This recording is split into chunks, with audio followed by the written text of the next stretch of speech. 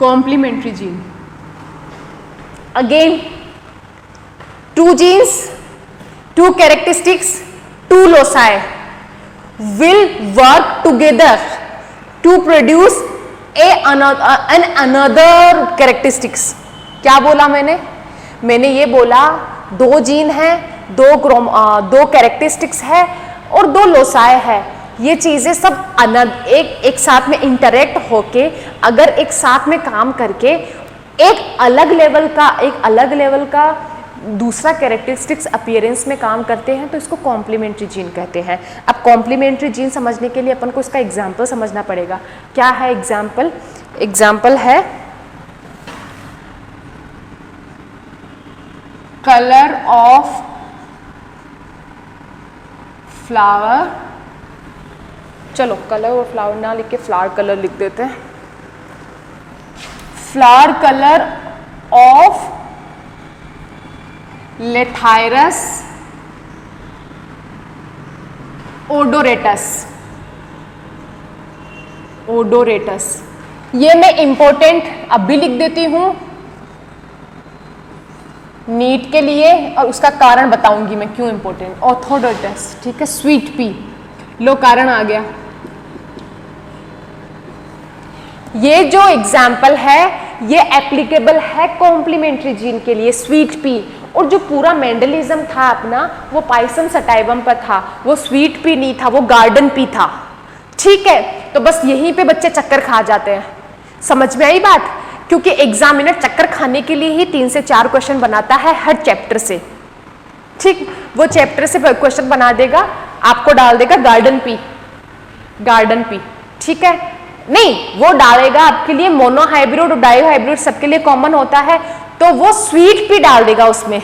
Sweet pea देखते ही आपको याद आना चाहिए this is applicable for complementary gene, not for Mendelism.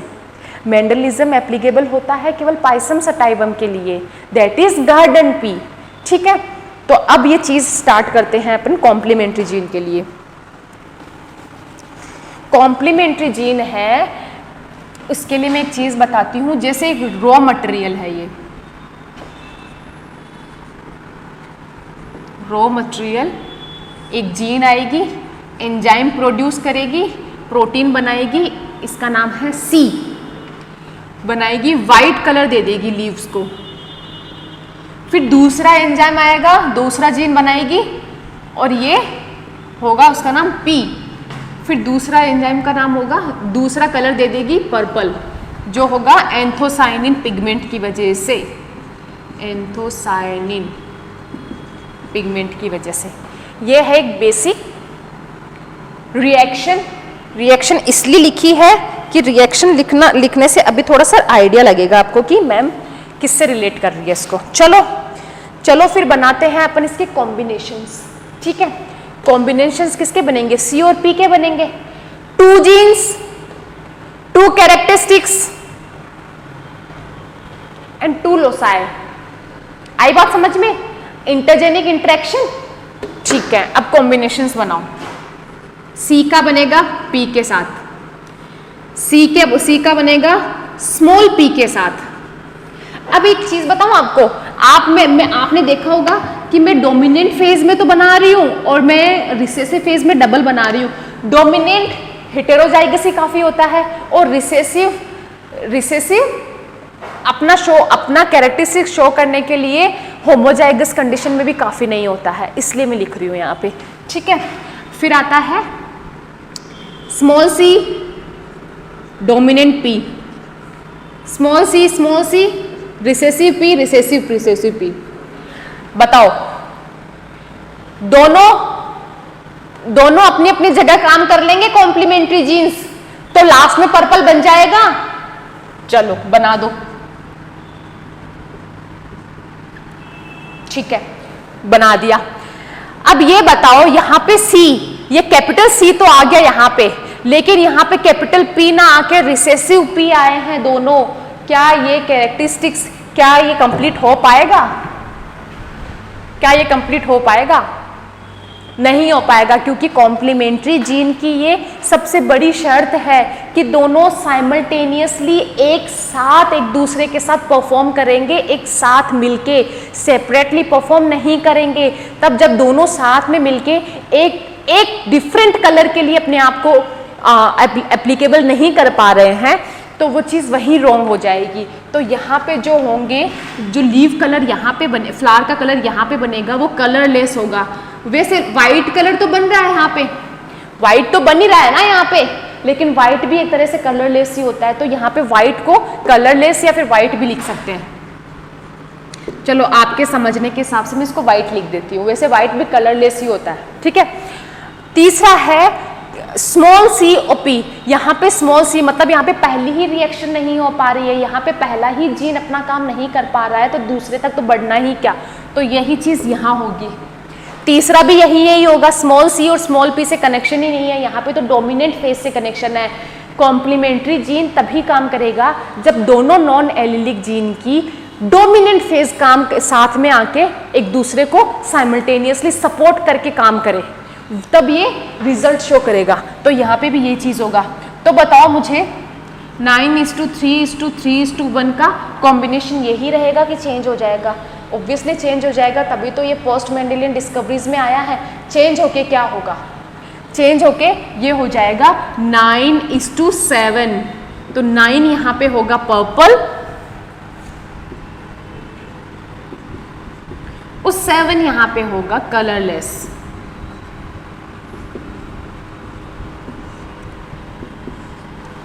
देखो कितना इजी वे में मैंने बता दिया आपको। ये बस यही का ये उतार लेना कॉपी में, ये का यही उतारना है, रिवीजन में ये का यही देखना है, और कुछ नहीं देखना है, कुछ भी नहीं देखना है, ठीक।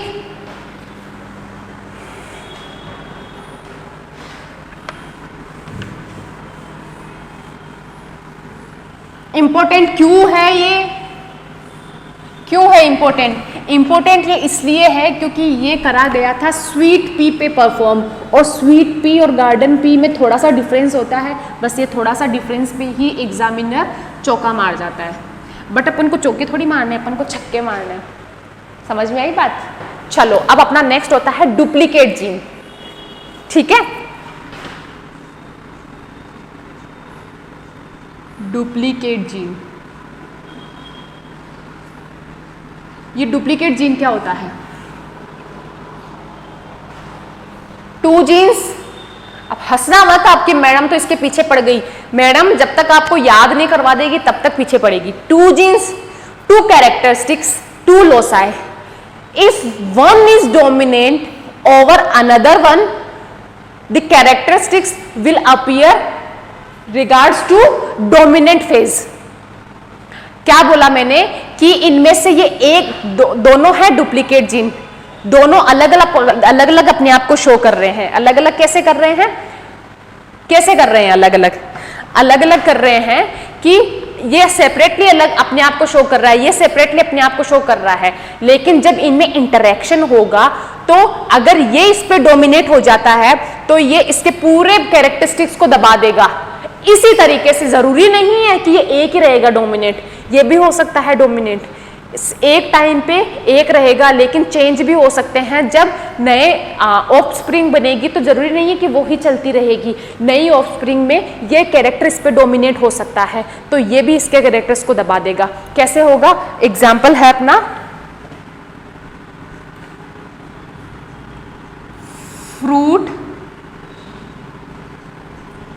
fruit shape in कैप्सेला Parsa. कैप्सेला किसमें पढ़ा था? बताओ। कैप्सेला पढ़ा था अपन ने, sexual reproduction in flowering plant, angiospermic plant है अपना कैप्सेला। इसमें जो फ्रूट का कलर है वो होता है डुप्लीकेट जीन के प्रेजेंस में। कैसे होता है? इसमें जो फ्रूट का शेप जो है वो होता है, फ्रूट के शेप के लिए भी सोचो, आपको कि पेड़ पौधों में कितनी कितनी चीज़ें होती है, कभी फ्लावर होते हैं, फ्रूट्स होते हैं, कभी दिमाग लगाया कि कैसे कैसे जीन्स इसमें डोमिनेट करते होंगे, कौन सा रिसेसिव होता होगा, कौन सा डुप्लीकेट होगा। सोचो आप ये क्लास में पढ़ रहे हो, इट मीन्स मतलब आप 11th 12th में बायोलॉजी लिए हुए हो, ठीक है, आगे आप कुछ भी बनते हो, कुछ भी नहीं बनते हो, लेकिन आपको ये तो आइडिया रहेगा कि यार इतने बड़े प्लांट सिस्टम में भी कितनी बड़ी मैन्युफैक्चरिंग फैक्ट्री लगी हुई है। ठीक है, चलो वापस आ जाओ। फ्रूट शेप है, फ्रूट शेप इसका दो तरीके का होता है, एक होता है ट्रायंगुलर शेप का, दूसरा होता है इलोंगेटेड मतलब टॉप शेप का। जो ट्रायंगुलर शेप होता है उसके लिए ये डोमिनेंट होता है, जो इलोंगेटेड होता है उसके लिए ये रिसेसिव होता है। ट्रायंगुलर, इलोंगेटेड, इसको टॉप भी बोल देते हैं, टॉप शेप भी बोल देते हैं। ठीक है, इसका जो अपना क्रॉस करवा के बनेगा वो बनेगा ये अपना TT DD, ये F1 जनरेशन बनेगी। F1 जनरेशन ट्रायंगुलर बनेगी, ऑब्वियस सी बात है, क्योंकि यहाँ पे अभी भी कौन डोमिनेट कर रहा है, यहाँ पे डोमिनेट कर रहा है T और D, जो T और D दोनों इसमें है तो ये ट्रायंगुलर बनेगी। अब ये तो अपना डाई हाइब्रिड क्रॉस करवा ले, इसमें डाई हाइब्रिड मतलब पुनेट, अपना पुनेट वाला बना ले इसमें इंडेक्स। चलो बनाते हैं। तो इसमें जो कॉम्बिनेशंस बनेंगे ना बच्चा, एक तो बनेगा T का D के साथ, एक बनेगा T का छोटे d के साथ, फिर बनेगा D का T के साथ, फिर बनेगा TT DD। अब मुझे बताओ 9:3:3:1 के हिसाब से ये कैसे बैठेगा। मैंने बताया था डुप्लीकेट जीन की एक खासियत होती है कि दोनों में से अगर एक भी जीन डोमिनेंट फेज में रहा तो वो डोमिनेंट का कैरेक्टर ही शो करेगा। तो T यहाँ पे क्या कर रहा है, T किसको शो कर रहा है, कैपिटल T ट्रायंगुलर शेप को, कैपिटल D किसको शो कर रहा है, ट्रायंगुलर शेप को। तो जहां जहां कैपिटल T, जहां जहां कैपिटल D दिखे बस चिपका दो ट्रायंगुलर, ट्रायंगुलर, ट्रायंगुलर, ट्रायंगुलर, हाँ कि ना, हाँ कि ना। और ये बताओ, ये तो रिसेसिव ही रह गया, ये तो अपन ने शुरुआत की थी, पेरेंट वही रह गया, तो ये रह गया अपना एलोंगेटेड, एलोंगेटेड। ठीक है, तो अब मुझे फिनोटिपिक रेशियो बताओ। 15:1, 15:1, ये है ट्रायंगुलर, ये है इलोंगेटेड। आई बात समझ में? हाँ, आ गई बात समझ में? चलो फिर आ गई तो अब नेक्स्ट वाला अपन पढ़ते हैं। फिर दूसरा आगे नेक्स्ट है अपना एडिटिव जीन।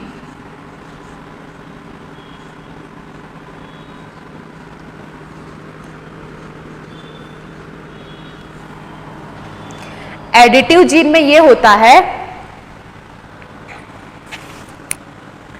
एडिटिव जीन में ये होता है कि जो 2 जीन्स, 2 कैरेक्टर्स एंड 2 लोसाई, ठीक है, अगर ये दोनों एक साथ में डोमिनेंट फेज में अगर किसी कैरेक्टरिस्टिक्स के लिए क्रॉस होते हैं, मतलब ठीक है, तो ये जो एक नया ही मतलब जो डुप्लीकेट जीन था और ये जो एडिटिव जीन है, इन दोनों में बेसिकली डिफरेंस क्या है। डुप्लीकेट जीन क्या कर रहा था, डुप्लीकेट जीन डोमिनेंट फेज में भी अपने सिमिलर पेरेंट वाला कलर दिखा रहा था कि नहीं दिखा रहा था।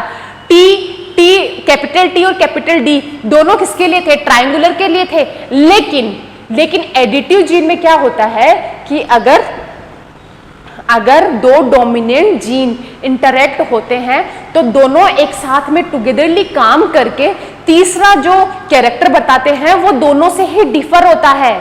समझ में आया, दोनों से डिफर होता है। तो ये किसकी वजह से होता है, ये एडिटिव इफेक्ट की वजह से होता है। तो बोलने में ये आता है if both gene come dominant stage together phenotypic character is changed due to additive gene. ठीक, अब स्टार्ट करते हैं। इसका एग्जाम्पल है fruit shape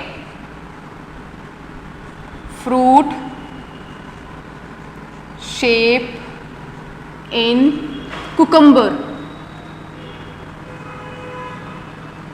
fruit shape in cucumber.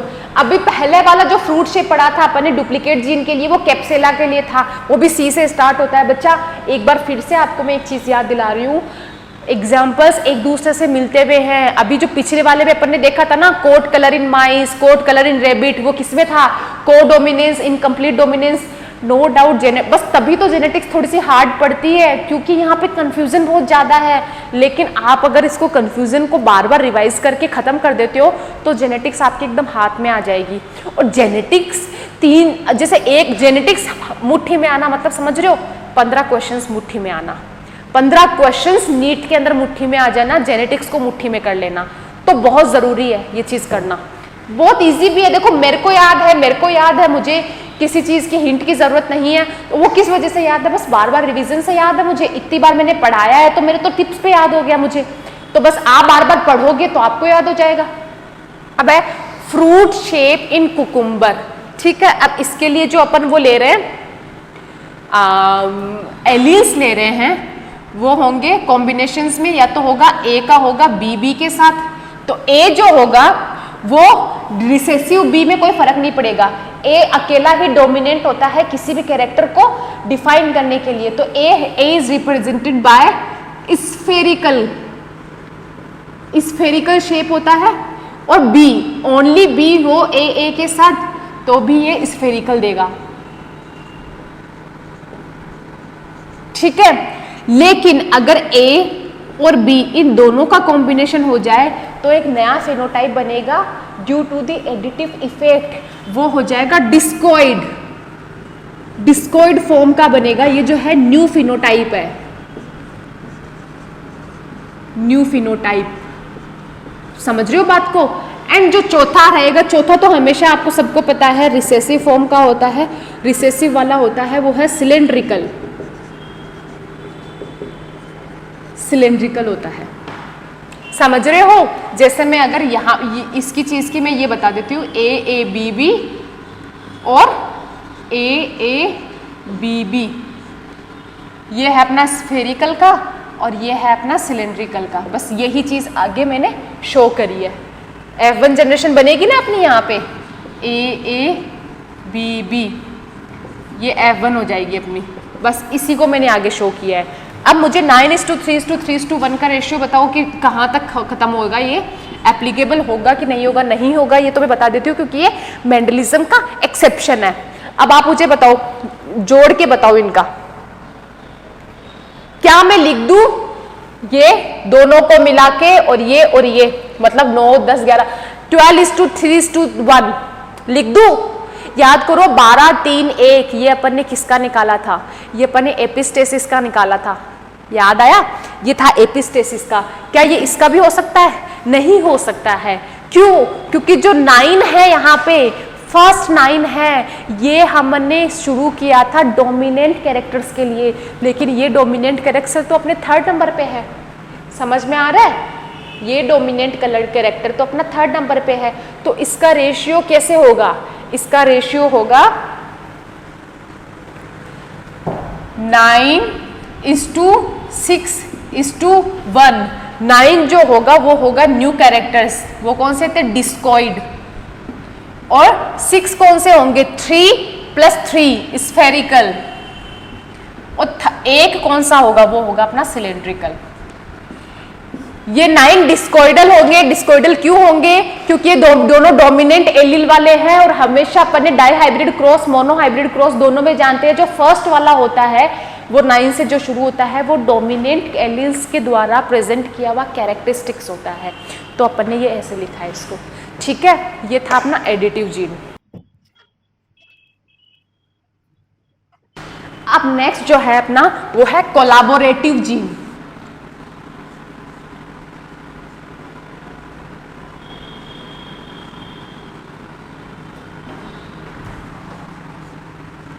Collaborative gene क्या होता है? कोलैबोरेटिव, ये सबसे रिलैक्सिंग जीन का फिनोमिनन है, जो आपको बहुत रिलैक्स कर देगा, जो आपको सोचेगा कि ये सबसे पहले मैडम ने याद करवा दिया। कैसे? क्योंकि इसका रेशियो 9:3:3:1 ही रहने वाला है। ये डाई हाइब्रिड क्रॉस की तरह ही रेशियो रहने वाला है। तो फिर मैम आप इसको ये क्यों बोल रहे हो कि ये मेंडलिज्म का एक्सेप्शन है? मेंडलिज्म का एक्सेप्शन क्यों बोल रहे हो आप? एक बात करो, एक बात बताओ,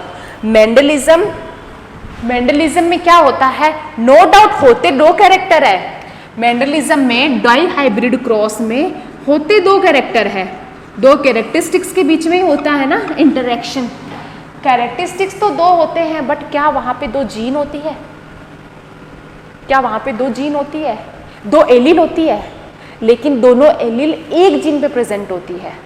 वो होता है डाई हाइब्रिड क्रॉस मेंडलिज्म का कैरेक्टरिस्टिक्स। लेकिन यहाँ पे अपन क्या पढ़ रहे हैं? यहाँ पे अपन पढ़ रहे हैं इंटरजेनिक इंटरैक्शन। इंटरजेनिक इंटरैक्शन में ये होता है दो जीन, दो कैरेक्टर, दो लोसाई, वहां से स्टार्ट होता है। इसलिए कोलैबोरेटिव जीन इंपोर्ट अलग हो जाता है, क्योंकि यहाँ पे दो कैरेक्टरिस्टिक्स होते हैं जो से अलग अलग लोकस पे होते हैं। ठीक है, मतलब होमोलोगस पे दो अलग अलग जगह एड्रेस्ड होते हैं। ठीक है, इसका है कॉम शेप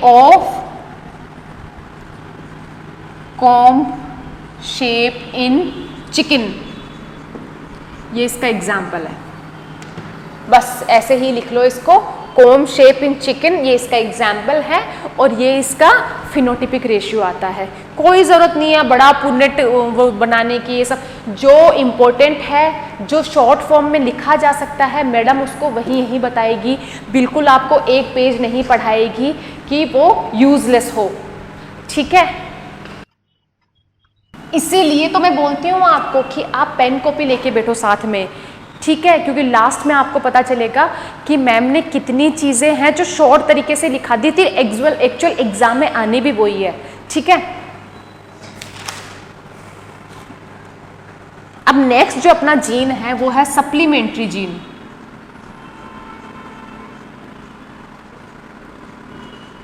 सप्लीमेंट्री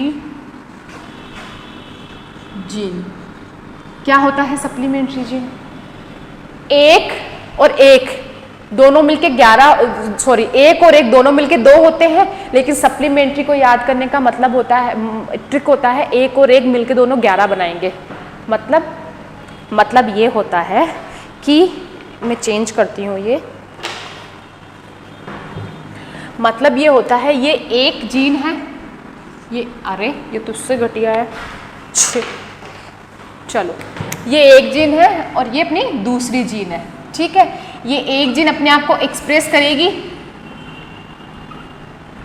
और इसका एग्जाम्पल के थ्रू बताती हूँ। एग्जाम्पल है इसका coat colour in mice. Coat colour in mice मतलब चूहिया के अंदर जो चूहिया का जो बाहरी कलर होता है ना, वो सप्लीमेंट्री जीन से कंट्रोल होता है। ये एक जीन है, 2 जीन की बात हो रही थी ना, 2 जीन 2 कैरेक्टरिस्टिक्स एंड 2 लोसाई, तो उसमें से एक जीन है अपने आप को एक्सप्रेस करके यहाँ पे ब्लैक कलर दे रही है। ठीक है, दूसरी जीन है जो यहाँ पे सेपरेटली अपने आप को एक्सप्रेस नहीं कर पा रही है। समझ रहे हो? सेपरेटली अपने आप को एक्सप्रेस नहीं कर पा रही है, तो ये कलर क्या देगी? कुछ तो कलर देगी, रिसेसिव फॉर्म में भी देगी, तो वो कलर होगा अल्बाइनो। आप भी जानते हो अल्बिनो या फिर अल्बाइनो कलर कुछ भी कलर नहीं होता है, ये एक तरह से कलरलेस फॉर्म होती है कलर की। ठीक है, किसी भी कलर की कलरलेस फॉर्म होती है अल्बाइनो। तो यहाँ पे डोमिनेंट फेज में वो अपना ब्लैक और ये दूसरा, देखो यहाँ पे अपन डोमिनेंट रिसेसिव की बात ना करके सीधे इस तरीके से पढ़े कि 2 जीन है, 2 कैरेक्टरिस्टिक्स है एंड 2 लोसाई है। दोनों में से एक जीन है जो सेपरेटली अगर अपने आप को आगे इनहेरिटेंस करती है, इनहेरिटेंस होती है, हेरिटेबल कैरेक्टर लेके जाती है, तो वो अपने आप को एक्सप्रेस करके ब्लैक कलर के चूहिया बनाएगी। ठीक, दूसरा जो सेपरेटली अपने आप को एक्सप्रेस करना चाहता है वो सेपरेटली एक्सप्रेस कर ही नहीं पा रहा है, वो अल्बाइनो बना रहा है, मतलब उसका कोई कलर नहीं है, कलरलेस है।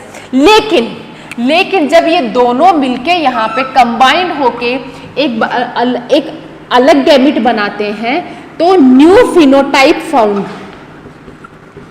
न्यू फिनोटाइप फाउंड, और वो न्यू फिनोटाइप जो होगा वो होगा अगौची। अगौची कलर होता है जिसको ग्रे कलर भी बोलते हैं, अगौची कलर बनेगा। देखा, नई चीज है, नहीं डुप्लीकेट जीन से अलग है ना। डुप्लीकेट जीन सिर्फ डोमिनेंट जीन की बात करता है, यहाँ पे मैंने डोमिनेंट जीन की बात की नहीं की। कॉम्प्लीमेंट्री जीन, कॉम्प्लीमेंट्री जीन क्या बोलता है, दोनों साथ में काम करेंगे, अगर दोनों साथ में काम नहीं कर रहे हैं तो कोई भी कलर पैदा नहीं होगा। यहाँ क्या बात बोली मैंने, यहाँ बोल रही हूँ मैं सप्लीमेंट्री जीन में मैं क्या बोल रही हूँ कि दो जीन हैं, दोनों सेपरेटली अपने आप को कलर को शो कर रही है। एक सेपरेटली कर रही है ब्लैक कलर को, दूसरी सेपरेट कर रही है अल्बाइनो कलर को, ठीक है। लेकिन अगर ये दोनों साथ में आ जाती है तो दोनों का जो डोमिनेंट फेज होगा वो अगोटी कलर बनाएगा, ग्रे कलर बनाएगा। अब इसके अपन गैमेट्स बना ले इसके कॉम्बिनेशंस, चलो बनाते हैं।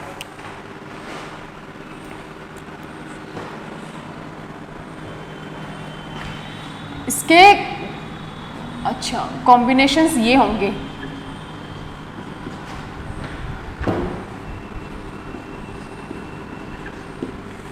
ठीक है। अब जो कॉम्बिनेशन बनेगा ना अपना, ये है अपना ब्लैक, एक सेकेंड, ये अपना ब्लैक के लिए है और ये है अपना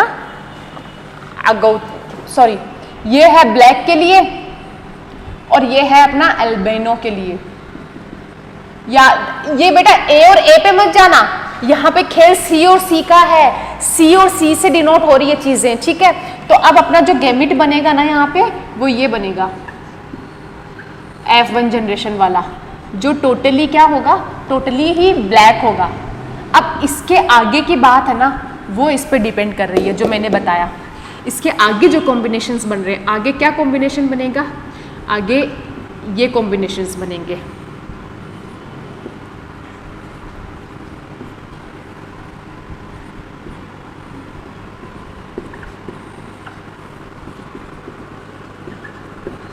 बताओ बताओ यहाँ पे कौन से कॉम्बिनेशंस बन रहे हैं।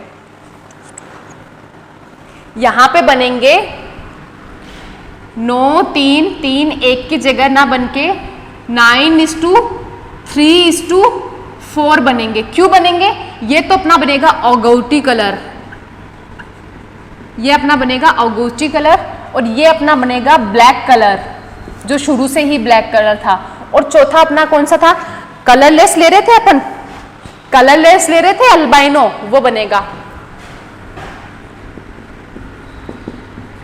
कोई एक्सप्लेन कर सकता है मैंने ये कैसे लिखा।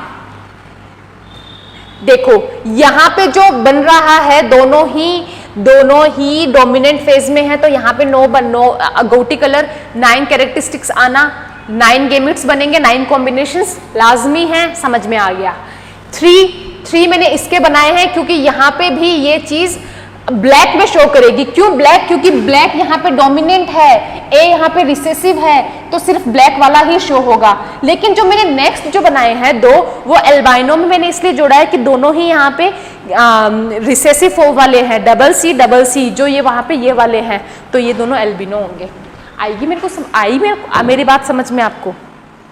चलो अब नेक्स्ट है अपना, आज सारे जीन खत्म करने हैं अपन को। पॉलीजेनिक इनहेरिटेंस, ये नेक्स्ट है अपना टॉपिक, पॉलीजेनिक इनहेरिटेंस, ठीक है। पॉलीजेनिक इनहेरिटेंस का मतलब मेरे को आप ना ऐसे ही समझा दो कि पॉली का मतलब क्या होता है। पॉली का मतलब होता है more than one gene is dominate over one character. मतलब किसी एक कैरेक्टर को शो करने के लिए एक से ज़्यादा जीन अगर उस पर हावी हो, एक से ज़्यादा जीन उसको कंट्रोल कर रहे हो, तो वो होगी अपनी पॉलीजेनिक इनहेरिटेंस, ठीक है। अब ये पॉलीजेनिक इनहेरिटेंस किसने सबसे पहले डिस्कवर की थी, निल्सन एहले ने की थी। निल्सन एहले ने किसमें की थी, kernel colour of wheat. Kernel में बेटा एक्चुअली इसके 2 एग्जाम्पल्स है, तो मैं दोनों को अलग अलग बताऊंगी आपको। इसका है पहला एग्जाम्पल जो बहुत इंपॉर्टेंट है, वो है कर्नेल कलर ऑफ व्हीट। और इसका जो दूसरा सबसे बड़ा एग्जाम्पल, सबसे बेस्ट एग्जाम्पल है वो है skin colour of human. Skin colour on human, ये है। जो पहला है कर्नेल कलर ऑफ व्हीट, ये पहला वाला दिया था नीलसन ने, और जो दूसरा वाला था वो दिया था डेवनपोर्ट ने। डेवनपोर्ट, ये क्या है, क्या है दोनों? मतलब मैंने बोला आपको कि कोई किसी एक कैरेक्टर को अपीयरेंस देने के लिए, उसके प्रभाव को दिखाने के लिए अगर एक से ज़्यादा कितनी भी हो सकती है, 2 या 2 से ज़्यादा भी हो सकती है, जीन कंट्रोल करे तो उसको बोलते हैं पॉलीजेनिक इनहेरिटेंस। ठीक है। जो पहला था वो निल्सन एहले ने दिया था। तो निल्सन एहले का जो कहना था कि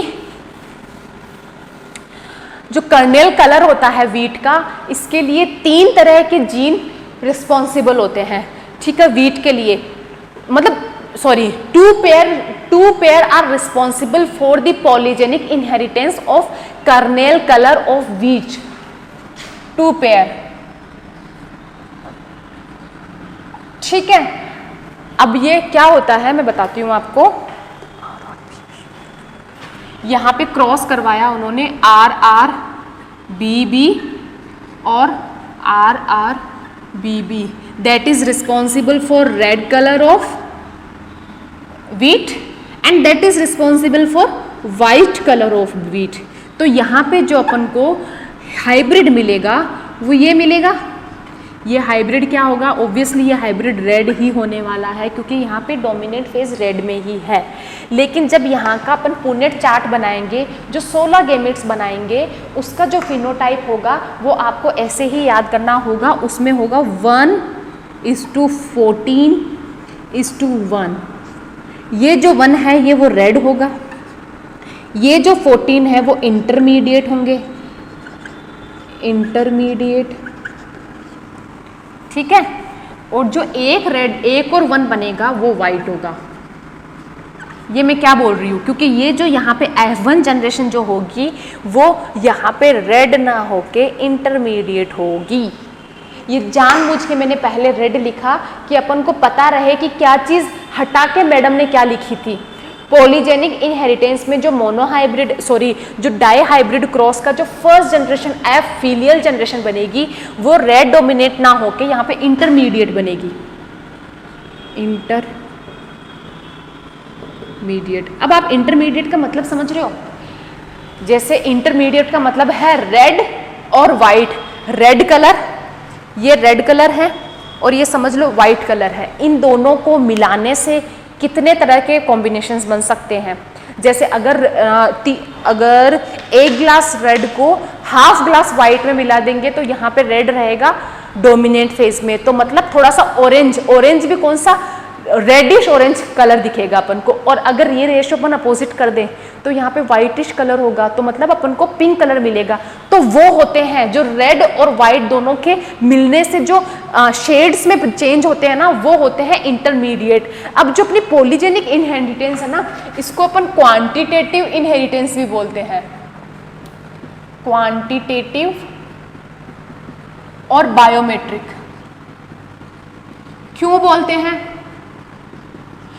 इसलिए बोलते हैं क्वांटिटेटिव इनहेरिटेंस, जो कैरेक्टरिस्टिक्स जो बना है, कैरेक्टरिस्टिक्स चाहे वो रेड हो, चाहे वो इंटरमीडिएट हो, चाहे वो वाइट हो, जो कैरेक्टरिस्टिक्स जो बना है उसकी इंटेंसिटी हमेशा डोमिनेट एलील की नंबर्स पे डिपेंड करेगी। यहाँ पे जितने ज़्यादा डोमिनेंट एलील के नंबर होंगे उसकी इंटेंसिटी, मतलब उस कैरेक्टरिस्टिक्स की इंटेंसिटी उतनी ही ज़्यादा होगी। समझ रहे हो?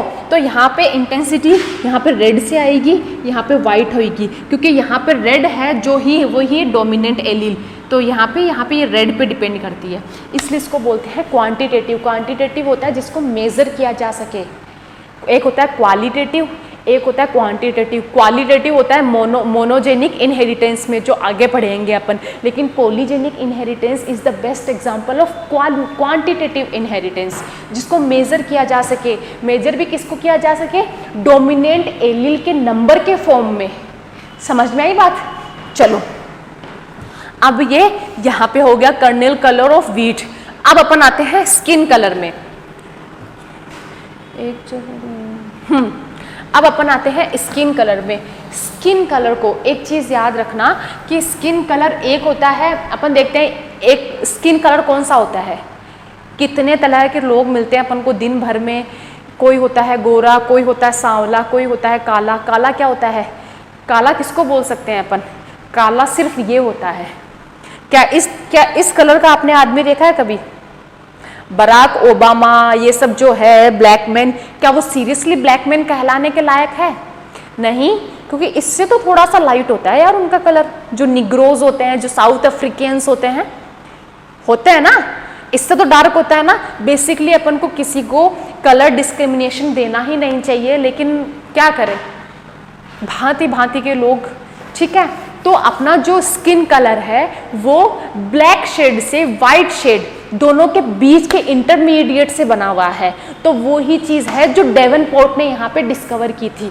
तो पहला अपना कलर आता है निग्रो,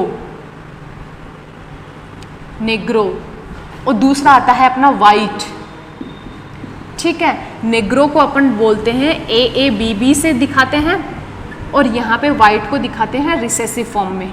जब यहाँ पे जो क्रॉस होके ये बनेगा, ये भी अपना क्या बनेगा? ये भी अपना इंटरमीडिएट बनेगा। अब इसके इंटरमीडिएट मुझे आपको एक्सप्लेन करने की बिल्कुल ज़रूरत नहीं है, वाइट और ब्लैक के इंटरमीडिएट कितने होते हैं, लेकिन हाँ एक्सप्लेन करने की ज़रूरत सिर्फ इतनी है, स्किन कलर के लिए जो इंटरमीडिएट जो बनेंगे वो 7 कलर के फिनोटाइप बनेंगे। आप देखना जो आपकी मॉड्यूल शीट दी हुई है उसमें एक आपको ग्राफ मिला हुआ है यूँ, ये जो यहाँ पे फ्रीक्वेंसी है, फिर ये ग्राफ है। तो ये देखना कि 1 2 3 1 2 3 1 2 3 4 5 6 7, हाँ 7 बन गए। यहाँ पे देखना 7 कलर के 7 तरह के फिनोटाइप बनते हैं। मतलब यहाँ पे टॉप पे बनेगा, फिर यहाँ पे लाइट शेड स्टार्ट हो जाएगा, फिर यहाँ पे लाइट शेड स्टार्ट हो जाएगा, लास्ट वाले डार्क हो जाएंगे। इस तरीके से बनता है, ठीक है। तो आप समझ रहे हो। अब इसका जो रेशियो होगा ना आगे, वो होगा 1:6 15:20 15:6:1। ये होगा इसका। जो ये 1 है ना, ये तो बेटा निग्रो होंगे, निग्रो हो जाएगा, और ये जो अपना वाइट हो जाएगा। और ये जो मैंने बताया है ये अपना पूरा इंटरमीडिएट होगा। जो इंटरमीडिएट होगा ये वाला, इससे इधर जाने पे लाइट शेड होगा, और इससे इधर जाने पे भी लाइट शेड होके डार्क हो जाएगा। समझ में आ रही है बात? तो ये होगा इसका इंटरमीडिएट, बोल देंगे इसको इंटरमीडिएट। आई बात समझ में? पॉलीजेनिक ही हुआ ना। एक कलर को सर्टेनिटी अपीयरेंस देने के लिए यहाँ पे मोर देन 2 जीन्स काम कर रही है। यहाँ देखो कितनी काम कर रही है। ये होती है पॉलीजेनिक इनहेरिटेंस का एग्जाम्पल। ये दोनों बहुत इंपॉर्टेंट है। डार्क और लाइट शेड दोनों आ जाएंगे इसमें, है ना। डार्क और लाइट दोनों आ जाएंगे इसमें, ठीक है। अब नेक्स्ट अपना लास्ट टॉपिक पढ़ते हैं।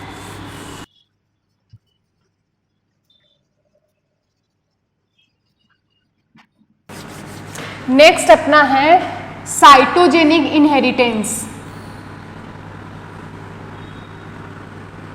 Cytogenic inheritance. साइटोजेनिक इनहेरिटेंस क्या होता है? साइटोजेनिक इनहेरिटेंस वो होता है जो कैरियोजेनिक इनहेरिटेंस से अलग होता है। अब मैंने एक चीज़ बताई थी, जो मेंडलिज्म है, मेंडलिज्म के जो रिजल्ट है वो कभी भी रेसिप्रोकल क्रॉस से अफेक्ट नहीं होते हैं। रेसिप्रोकल क्रॉस क्या था अपना, मेल और फीमेल दोनों पेरेंट्स को इंटरचेंज करवा के। क्यों नहीं होते हैं? क्योंकि मेंडलिज्म की जो सारी इनहेरिटेंस है, हेरिडिटी है, वेरिएशंस है, वो डिपेंड करते हैं कैरियोजीन पे, क्योंकि कैरियोजीन ही है जो parent to offspring throughout transport होते हैं, मतलब आगे से आगे हेरिडिट होते हैं। ठीक है, तो कैरियोजीन से होते हैं और कैरियोजीन मेल और फीमेल दोनों गैमेट कैरी करते हैं। बट साइटोजीन क्या होता है? साइटोजीन क्या होता है? Cytoplasmic inheritance is transported by cytogenes, is inherit by cytogenes. Cytogenes क्या होता है? सेल है, सेल में साइटोप्लाज्म है, साइटोप्लाज्म में मिलने वाली जीन होती है उसको बोलते हैं साइटोजीन, और न्यूक्लियोप्लाज्म में मिलने वाली जीन को बोलते हैं कैरियोजीन। ठीक है, अब जो ये साइटोजीन है ये एक कैरेक्टर को आगे अगर ऑफस्प्रिंग में ट्रांसफर करती है तो उस चीज को बोलते हैं साइटोजेनिक इनहेरिटेंस। अब ये बताओ, ये जो साइटोजेनिक इनहेरिटेंस है ये रेसिप्रोकल क्रॉस से अफेक्ट होगी कि नहीं होगी? बताओ आप, ये जो साइटोजेनिक इनहेरिटेंस है ऑब्वियसली होगी। क्योंकि साइटोजेनिक क्यों होगी?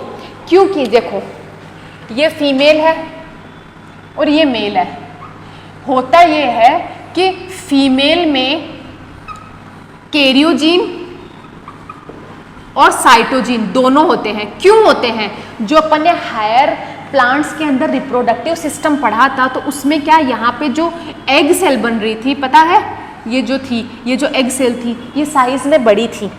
ठीक है, ये साइज में बड़ी थी तो ये एबल थी अपने आप में कैरियोजीन और साइटोजीन दोनों को कनेक्ट करके बांधे रखने के लिए। मतलब अगर साइटोजीन के प्रेजेंस के लिए वहाँ पे साइटोप्लाज्म बहुत ज़्यादा मात्रा में प्रेजेंट होना ज़रूरी होता है। ये एक खास बात होती है कि साइटोजीन वही होगी जहाँ पे साइटोप्लाज्म बहुत अधिक मात्रा में होगा। ठीक है, तो जो एग सेल होती है अपनी, जो हायर प्लांट्स में अपन ने एंजियोस्पर्म में अपन ने रिप्रोडक्टिव सिस्टम का अध्ययन किया था तो उसमें जो साइटोप्लाज्म होता है वो ज़्यादा मात्रा में होता है, तो वो that is capable to carry the karyogene as well as cytogene. But जो मेल गेमिट होता है, मेल गेमिट साइज में छोटा होता है तो वो सिर्फ कैरियोजीन ही अपने आप में कैरी कर पाता है, साइटो नहीं कर पाता है, साइटोजीन नहीं हो पाता है। तो इसमें दोनों होते हैं। ठीक है, बहुत इंपॉर्टेंट चीज़ है, आगे वाले एग्जाम्पल्स में यही चीज़ समझने को आएगी आपको ना। तो फीमेल बॉडी ही होती है, फीमेल गेमिट ही होता है जो साइटोजेनिक इनहेरिटेंस के लिए वाहक का काम करता है। ठीक है, तो अपन इसको अब पढ़ते हैं। अब ये कितने तरीकों से आ सकती है? ये जो साइटोजेनिक इनहेरिटेंस है ये 3 तरीके से, टाइप्स ऑफ साइटोजेनिक इनहेरिटेंस।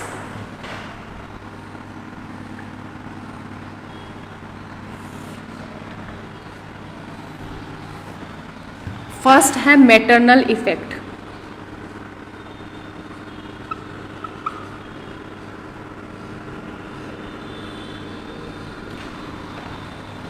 दूसरा है ड्योर मॉडिफिकेशन,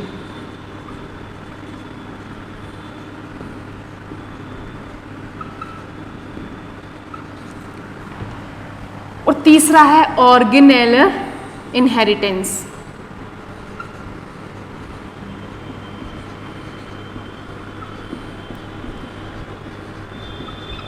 ऑर्गेनेलर इनहेरिटेंस। ठीक है, मैटरनल इफेक्ट को अपन प्री डिटर्मिनेशन भी बोल देते हैं। क्यों बोल देते हैं?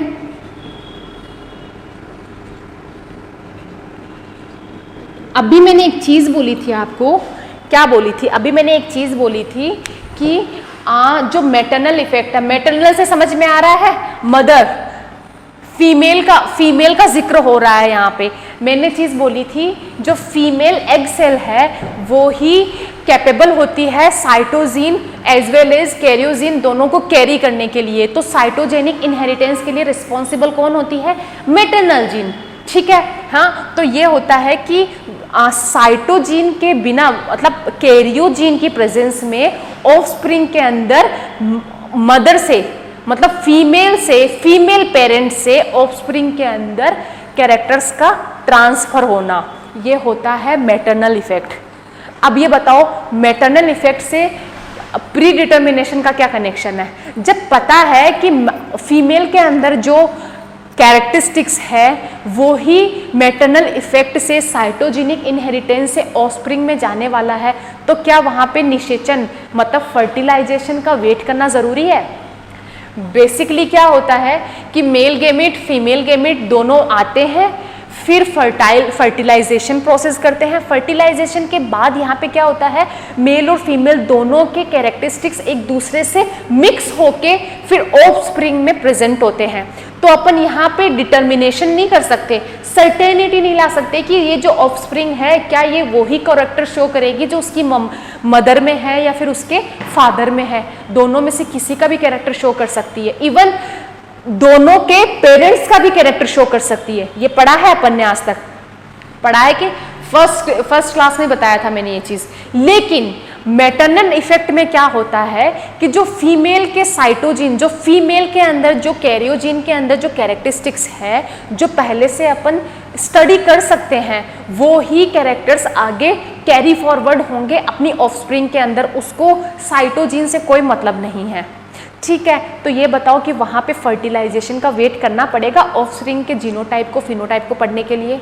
नहीं करना पड़ेगा, वो पहले से ही डिटरमाइंड है, जो मदर में है वो ही ऑफस्प्रिंग में होगा।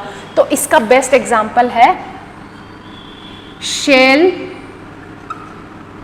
Coiling of snail.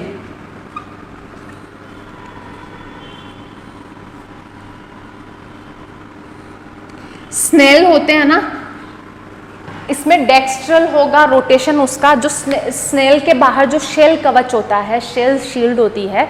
स्नेल पता होगा ना, अब बीचेस की तरफ जाते हैं अपन, गोवा बीच या फिर मरीन ड्राइव जो भी है आपने देखा होगा, बहुत सारे बीचेस है, वहाँ पे स्नेल्स होते हैं। स्नेल्स के बाहर एक बहुत मोटा सा कवच होता है, कवरिंग होती है उसकी, उसका जो रोटेशन है वो पहले से ही प्री डिटरमाइंड होता है कि वो क्या बोलते हैं सिनिस्ट्रल वाइज होगा कि डेक्स्ट्रल वाइज होगा, वो उसकी मदर पे डिपेंड करता है। क्योंकि ये जो कैरेक्टर है वो इनहेरिट होता है साइटोप्लाज्मिक इनहेरिटेंस के थ्रू। ठीक है, समझ में आ गया? चलो, मैटरनल इफेक्ट का प्री डिटर्मिनेशन बोलते हैं इसको, और इसका एग्जाम्पल अपन को समझ में आ गया। अब नेक्स्ट अपन बोलते हैं dauer modification, the inheritance of infective particles from the parents into offspring. किसी इन्फेक्टिव पार्टिकल का साइटोजेनिक इनहेरिटेंस के थ्रू ऑफस्प्रिंग में जाना। ठीक है, लिख देती हूं यहां पे infective particle.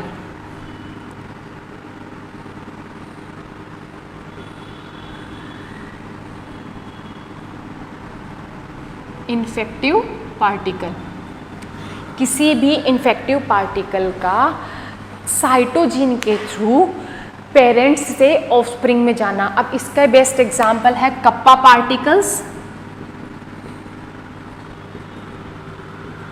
Kappa particles in paramecium and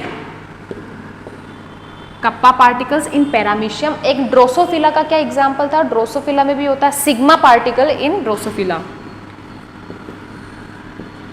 sigma particle in Drosophila. ये दो बेस्ट एग्जांपल्स है इन्फेक्टिव पार्टिकल्स के, जो कप्पा पार्टिकल है पैरामीशियम में और सिग्मा पार्टिकल है ड्रोसोफिला में। अब इसका डिटेल स्टडी बिल्कुल ज़रूरत नहीं है, कोई नहीं पूछने वाला है, केवल एग्जाम्पल टिप्स पे याद होने चाहिए। बस जितना बोल रही हो ना, बस आप उतना ही कर लेना। एक्स्ट्रा इधर उधर अपने आप को जुगाड़ करने की जरूरत नहीं है। केवल बॉटनी ही नहीं है, एग्जाम क्रैक करने के लिए 4 सब्जेक्ट है, चारों को सेम वेटेज के साथ में अपन को पढ़ना होगा। ठीक है ना? अब आता है अपना ऑर्गेनेलर इनहेरिटेंस। ऑर्गेनेलर इनहेरिटेंस है ना, 2 तरीके से होता है, मतलब 2 ऑर्गन उसमें इन्वॉल्व होते हैं। पहला होता है माइटोकॉन्ड्रिया,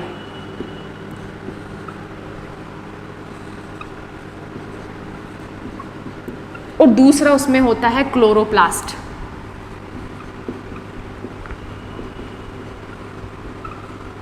जो माइटोकॉन्ड्रिया किसी भी साइटोजेनिक इनहेरिटेंस को अगर इनहेरिट कर रहा है तो उसको माइटोजीन बोलते हैं, माइटोजीन। और ओब्वियसली क्लोरोप्लास्ट वाला है तो उसको अपन प्लास्टोजीन ही बोलेंगे, क्योंकि ये प्लास्टिड वाला है, प्लास्टिड, तो इसको अपन बोलेंगे प्लास्टोजीन। अब इसके एग्जाम्पल्स है, वो ज़्यादा है तो वो आपको याद रखने पड़ेंगे, एक आध नहीं है, वो ज़्यादा एग्जाम्पल है इसके। ठीक है, मैं बताती हूँ इसके एग्जाम्पल्स आपको लिख के।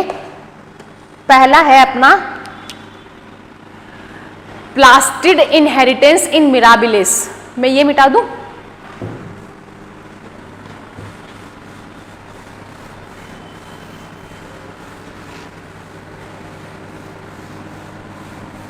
मैं ये ऑर्गेनेलर इनहेरिटेंस का बता रही हूं। ठीक है, तो इसमें पहला है प्लास्टिड इनहेरिटेंस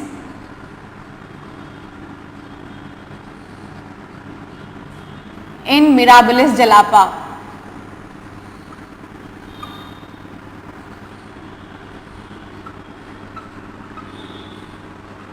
होता ये है कि जो प्लास्टिड का जो कलर होता है, पेल है या ग्रीन, जैसे पेल को बोलते हैं थोड़ा सा येलोइश कलर होता है, पेल और ग्रीन। ठीक है, ये अपन ने अगर फीमेल के लिए लिया है और ये अपन ने अगर मेल के लिए लिया है, तो आंख बंद करके ये सोच लो कि जो फीमेल में है वो ही कलर आगे इनहेरिट होगा, तो जो अपनी F1 जनरेशन होगी वो हमेशा पेल होगी। इसी तरीके से अगर अपन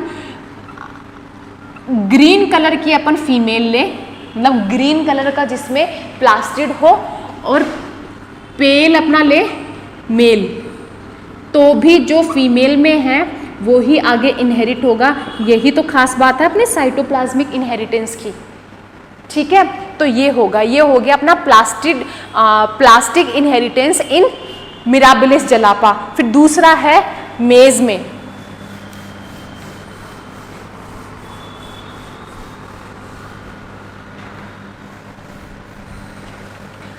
जो दूसरा एग्जाम्पल है वो है मेल स्टेरिलिटी, मेल स्टेरिलिटी इन मेज। मेज में ये होता है कि चाहे नॉर्मल, अब मेल स्टेरिलिटी बेसिकली किसमें होनी चाहिए, मेल पार्ट में होनी चाहिए, लेकिन ये साइटोप्लाज्मिक इनहेरिटेंस की खास बात देखो कि अगर नॉर्मल मेल का क्रॉस भी अगर मेल स्टेरिलिटी रखने वाली फीमेल से करवाया जाए तो सारी ऑफस्प्रिंग जो होगी वो मेल स्टेराइल होगी। बोलो, ये चीज़ है, ये मेल स्टेरिलिटी इन मेज है। चाहे वो मेल वो कैरेक्टरिस्टिक्स नहीं रखता होगा, लेकिन अगर फीमेल वो कैरेक्टरिस्टिक रख रही है जो कि मेल की स्टेरिलिटी का कैरेक्टर है, फिर भी वो आगे इनहेरिट होके आगे सब सारे मेज को स्टेराइल कर देगी। ठीक है, अब तीसरा है एल्बिनिज्म, एल्बिनिज्म इन मेज। ये भी इसी का एग्जाम्पल है, बस नाम याद रखना है। एल्बिनिज्म वो रंजकहीनता होती है ना, जिसको बोलते हैं कलर वाला, वो होता है। अब चौथा होता है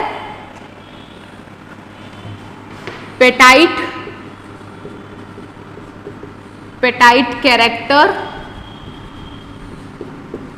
इन यीस्ट। ये भी आगे इनहेरिट साइटोप्लाज्मिक इनहेरिटेंस का ही एग्जाम्पल होता है। फिर एक होता है आयोजैप कैरेक्टर इन मेज, आयोजैप कैरेक्टर इन मेज। देखना, तीन बता दिए मैंने मेज के। मेल स्टेरिलिटी का बता दिया है, मैंने बता दिया है एल्बिनिज्म का बता दिया है, और मैंने एक इसका बता दिया आयोजैप का बता दिया है। अब एक है poky inheritance, poky inheritance in Neurospora.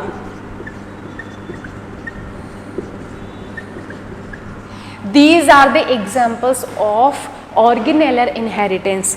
अब ये जो मेज है ये किसमें माइटोकॉन्ड्रिया की वजह से हो रहा है और किसमें प्लास्टोजिन की वजह से हो रहा है, वो बेसिकली ज़्यादा इंपॉर्टेंट नहीं होता है, लेकिन अगर पढ़ने के मकसद से देखा जाए तो ये बता सकते हैं अपन कि ये जो आयोजैप वाला है वो